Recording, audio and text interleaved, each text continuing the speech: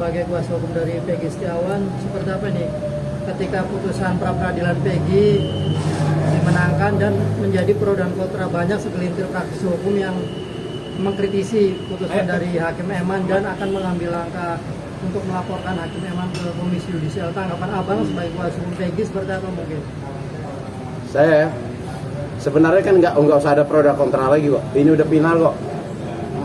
Udah final. Putusan pengadilan pra peradilan tuh nggak ada upaya hukum apa lagi, udah final.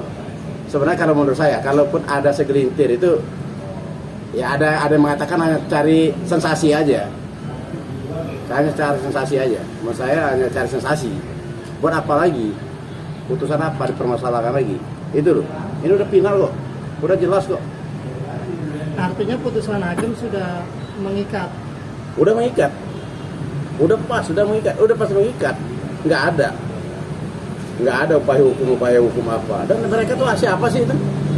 Yang orang-orang itu siapa itu? Bagaimana rencana mereka akan melaporkan Hakim Eman ke Komisi Yudisial? Apakah itu langkah yang tepat atau justru salah langkah? Kalau saya katakan ya, mereka akan melapor ke KY. Mereka ini, makanya saya bilang tadi, saya mengatakan pansos. Sekarang apa? Apa yang mau dilaporkan? Yang dilaporkan di KY itu apabila ada kesalahan kode etik. Kalau putusan pengadilannya kok itu hanya daripada ini kok, hakimnya kok jelas pertimbangan sudah jelas. Iya, kecuali kalau hakimnya melakukan pelanggaran kode etik baru di KY atau di Badan Pengawas Mahkamah Agung. Karena itu ngarang-ngarang, nggak tahu ya saya.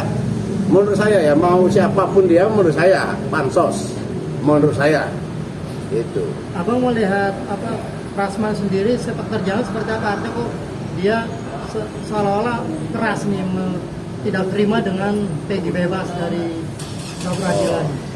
Bang Rasman ini ya, Bang Rasman Nasution. Iya. Itu senior saya. Ya saya menyayangkan abang itu. Kalau memang abang itu ya, saya tidak tahu. Yang saya katakan siapa orangnya, tapi kalau abang ini memang dia ya, saya menyayangkan. Ini kan dinilai oleh masyarakat loh. Integritas dan profesionalnya daripada yang mau melaporkan ini. Saya rasa ya, mudah-mudahan enggak, Bang Rasman enggak seperti itu. Mudah-mudahan ya. Tapi kalau memang ada yang melaporkan, saya bilang itu dipertanyakan. Tapi ya apapun namanya, kita menghargai mereka. Negara kita adalah negara demokrasi. Yaitu suka-suka mereka. Kalau masalah KY menerima atau tidak, saya berani mengatakan 99% tidak akan diterima sama KY. Sebab nggak ada kok. Apa yang mau dilaporkan ngarang-ngarang ada pansos. Saya mengatakan pansos kok. Cari sensasi. Bang, pihak Polda Jabar sendiri sudah meminta maaf atas salah tangkapnya Peggy sendiri, Bang. Iya, gimana, Bang? Ya saya udah banyak yang mengecam, termasuk saya sendiri kan udah mengecam berulang kali, baru minta maaf. Tapi nggak ada kata-kata terlambat lah ya. Ya kita terima lah ya, alhamdulillah. Tidak kata terlambat. Tapi maksud aku ya, udah kecaman udah ini baru menyayang. Saya sangat menyayangkan dari Polda itu ya. Makanya saya bilang sama Polda itu. Saya ulangi lagi, saya sangat menyayangkan. Kan klien kami dikeluarkan kan di tengah malam. Sementara itu putusan pengadilan itu kan pagi ya. Kami jam 10 itu udah dapat putusan pengadilan loh. Kalau saya menjadi Kapolda Jawa Barat, saya bilang, saya panggil Dirkrimum sama pejabat-pejabat itu. Kalau memang ini memang harusnya gelar perkara, saya panggil. Ini kamu gelar perkara 1 jam. Setelah 1 jam kalian keluar kayak itu Peggy Setiawan. Karena ini menjadi sorotan masyarakat. Bukan berlarut-larut sampai tengah malam. Ini kalau saya menjadi Kapolda. Tapi saya bukan menjadi Kapolda.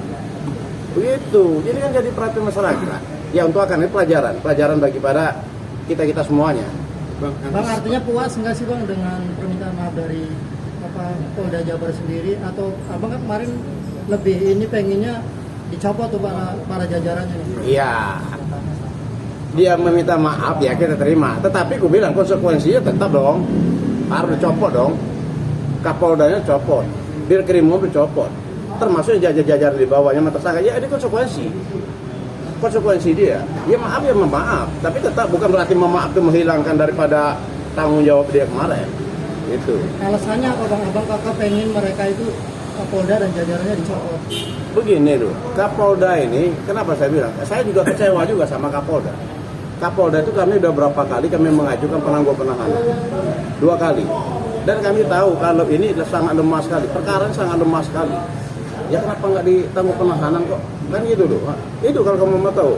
Dan banyak. Dan ini saya bilang tidak profesional. Tidak profesional. Mereka ini mentersangkakan klien kami tanggal 21 Mei. Baru mereka mencari alat bukti. Kan nggak profesional. Ya jangan pertahankan lah.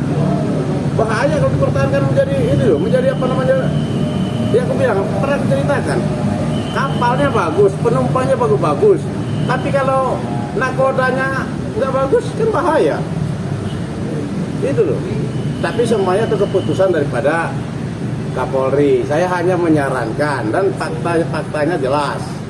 Tapi saya ingat kata-kata Kapolri.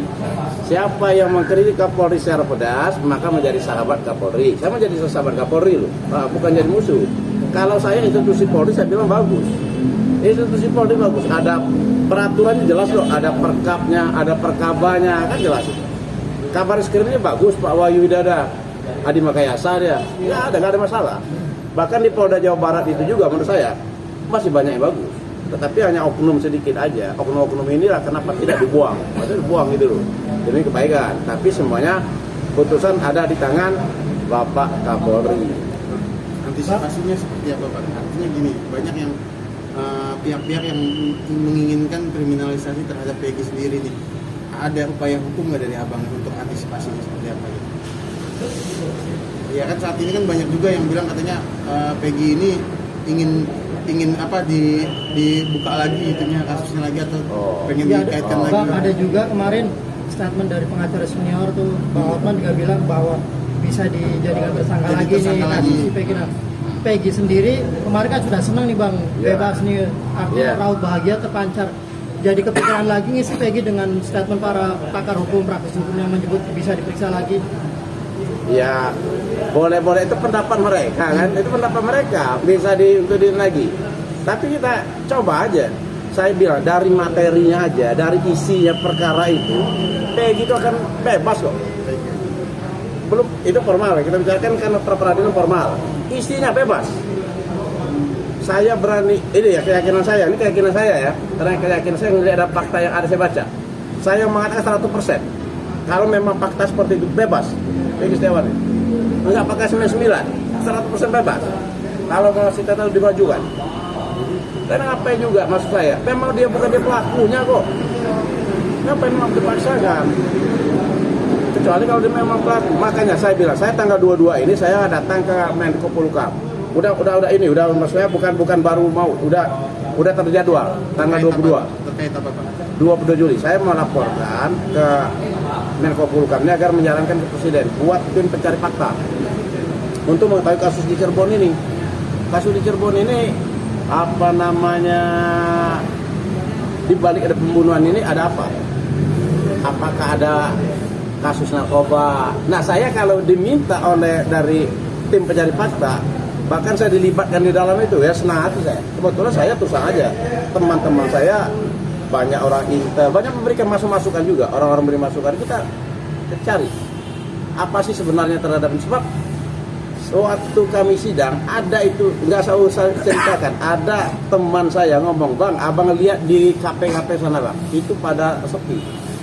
Nah, analisa dia dari ini, tapi nggak anjar implisit, itu kayaknya tempat jual beli narkoba. Nah, seperti ini loh, kalau memang benar, tapi kita tidak tahu bahwa pembunuhannya apa, motifnya apa, ya itu tim pencari fakta. Saya dari kemarin saya minta tim pencari fakta. Apa Bang, alasannya Bang, abang kan sudah, apa artinya udah berhasil membebaskan Peggy dari status tersangka, tapi abang mau ke Menko Polhukam ya, untuk membongkar kasus ini. Apa mungkin, apakah abang masih ada rasa penasaran dengan kejadian yang sebenarnya atau apa? Sebenarnya bukan penasaran, kewajiban kita sebagai warga negara. Ya, bukan penasaran. Kewajiban kita ngelihat ini ada ini loh, seperti ini loh. Nah, itu berkewajiban kita. Yang jelas saya sudah menyampaikan, selanjutnya terserah dari Menko Polhukam. Saya hanya menyampaikan aja. Saya sampaikan nanti ini faktanya begini loh. Termasuk yang 7 orang yang terpidana itu. tujuh orang terpidana. Ini analisa saya sebagai orang hukum ya, saya lihat. Sepertinya ya, itu mereka tidak melakukan. Makanya penasihat hukum mereka itu harus PK. Ini analisa saya ya. Saya kan melihat dari cerita yang ada itu. Kemungkinan mereka tidak melakukan. Itu. Makanya seperti ini dia sampai turun lagi. Dia kasihan, kita kasihan. Saya terang aja, saya kasihan. Jangan mentang-mentang masyarakat kalangan ekonomi bawah dikorbankan. Pengorbanannya apa penyebab? Atau wakaf. Bapak-bapak itu mau naik pangkat, lebih cepat karir, atau ada apa terluar di belakang ini, kita tidak tahu. Makanya harus tim pencari fakta yang independen. Kalau saya boleh libatkan dengan senang hati, saya siap. Siap ya. Bukan saya minta ya, bukan saya minta ya. Nah, bukan saya minta. Untuk ganti rugi nama baik PG-nya sendiri udah sepakat belum bang? Kedepannya gitu ganti rugi nama baiknya PG yang disematkan kemarin-kemarin gitu. Kita kalau untuk apa namanya harus sepakat. Untuk ininya, untuk apa namanya, untuk memulihkan nama baik dia kan. Tetapi kalau untuk nominalnya, nah nominal banyak juga ada masukan minta 100 miliar. Ada berapa ratus miliar, tapi nanti kita pertimbangkan lagi. Nanti kan ini kan kita kan tim, kita lihat yang mana yang masuk di akal juga kan gitu loh. Tapi yang jelas kalau secara material aja dia jelas, imaterial juga rugi. Materialnya dia kan kerja tukang sehari 200.000 ibarat kata kan berapa? Imaterial nama dia itu kan udah jelek. Orang seakan-akan dia memang pelaku pembunuhan. Nah itu loh. Bang, tapi Peggy-nya sendiri setuju nggak dengan keinginan para tim kuasa hukum untuk menggugat imaterial dan materi? Setuju nggak atau justru Peggy tak ingin itu? Setuju. Tapi nanti kita matangkan lagi. Nunggu ini kan udah tenang, udah ini baru kita matangkan lagi. Setuju lah. Kenapa nggak setuju? Dia dirugikan kok. Takutnya ada ancaman lagi kepada Peggy karena menyerang lagi kan? Oh silakan nyerang apa? Nyerang segi hukum. Ya berhadapan sama kami lah. Berhadapan sama kami lah. Gak usah takut kok. Kita negara hukum kok. Kenapa mesti takut masalah hukum? Itu berarti maksudnya perdata ya bang ya? Apanya? Itu maksudnya berarti perdata ya nantinya akan. Iya perdata. Itu rencananya kapan bang akan direalisasikan mungkin? Ya ini insya Allah secepatnya ya. Mungkin ini kan Peggy kan masih istirahat dulu. Lagi dia lagi ini memulihkan ini dia kan. Kebebasan dia. Selanjutnya kita lihat nanti gimana sih. Peggy masih komunikasi dengan abang? Masih bapaknya komunikasi kemarin. Kemarin sempat terganggu nggak sih ketika banyak praktisi hukum menyebut bahwa Peggy bisa ditersangkakan lagi, bisa diperiksa lagi? Terganggu nggak Peggy secara psikisnya gitu ya. Ya. Kami yang meyakinkan dia, enggak ini tadi, enggak apa-apa. Enggak jadi masalah. Tidak ada masalah.